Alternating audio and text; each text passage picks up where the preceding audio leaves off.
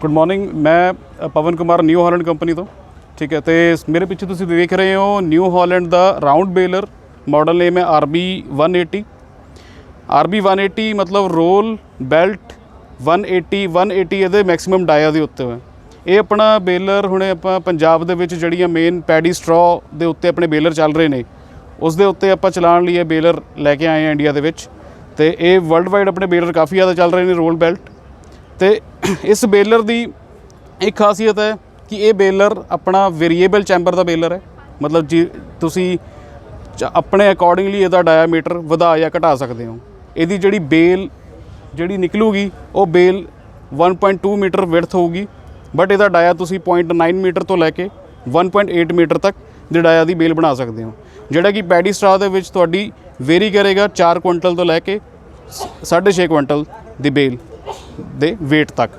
तो उस तो बाद इस बेलर नूं चलाउण लई आपां नूं ट्रैक्टर की जिहड़ी रिक्वायरमेंट है घट्टो घट्ट 90 हॉर्स पावर का ट्रैक्टर विद 540 या 1000 RPM PTO RPM उस ट्रैक्टर की इनू घट्टो घट्ट रिक्वायरमेंट है। तो इस बेलर की बहुत हाई कैपेसिटी की जो मैं गल करा, काफ़ी हाई कैपेसिटी का बेलर है। घट्टो घट्ट 1 घंटे के विच तुहाडा 4 तो लैके 6 एकड़ ईजिली कर सकता है।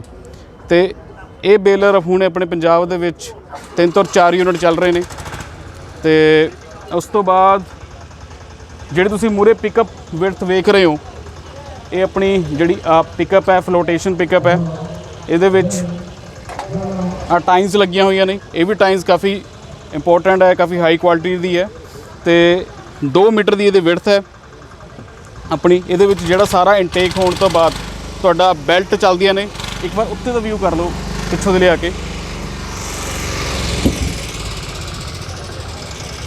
तुसीं देख रहे हो 4 बेल्टां ने, हो 4 एंडलैस बेल्ट है।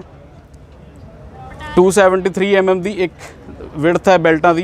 तो ये बेल्ट तुहाडी बेल नूं जदों तुहाडा पैडी स्ट्रॉ आउंदा है उन्होंने बिल्कुल फड़ के रखती है, ताकि जिहड़ी तुहाडी इनर कोर है उत्थों दी तुहाडी बेल डेंसीफाई होनी स्टार्ट हो जाती है। तो इस बेल की डेंसिटी तुसीं इलैक्ट्रॉनिकली कंट्रोल कर सकते हो, जिहड़ी कि ट्रैक्टर सीट दे विच तुहाडे साइड ते किते भी तुसीं उहनूं फिक्स कर सकते हो।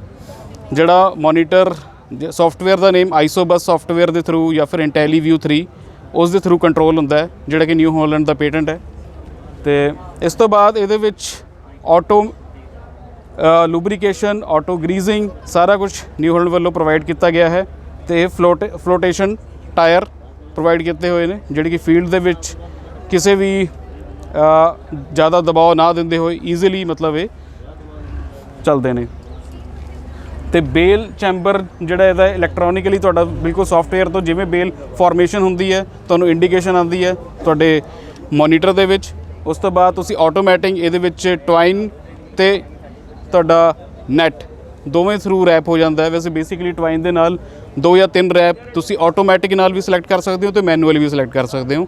सिर्फ एक बटन दबना इस बेलर नूं रोकण तो बाद, तो बेल फॉर्मेशन होने तो बाद इहदा चैंबर ओपन होंदा है, बेल बाहर निकलती है, फिर चैंबर क्लोज होंदा, तुसीं फिर अपनी रैपिंग स्टार्ट कर सकते हो।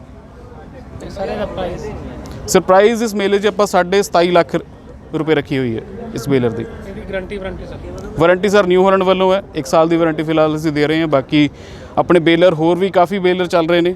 तो जोड़े डीलर्स अपने पंजाब के बने हुए हैं जोड़े कि सेल करते हैं कस्टमर को, उन्होंने थ्रू भी वारंटी का पूरा प्रोविजन रहिंदा है।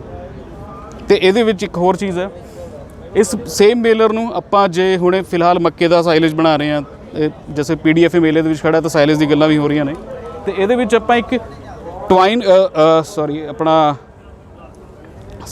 साइलेज प्लास्टिक रैपिंग सिस्टम आपां इहदे पिछे ला सकते हैं।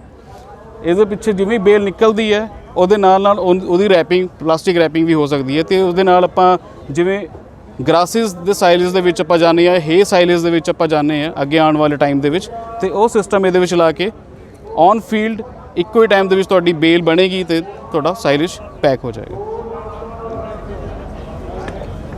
ठीक है सर जी।